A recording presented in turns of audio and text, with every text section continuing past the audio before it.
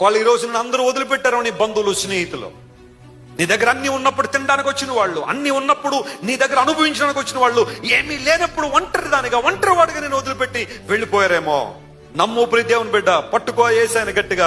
ఈ ఓటను మాత్రం వదిలిపెట్టద్దు. నువ్వు యేసయ్యను మాత్రం విడిచిపెట్టదు పరిస్థితులలో. ఆయన మనుషులందరూ నెట్టి నేను గోతులో పడేశారా, నువ్వు నీటి ఓట దగ్గర ఉన్నావో లేదో చూసుకో.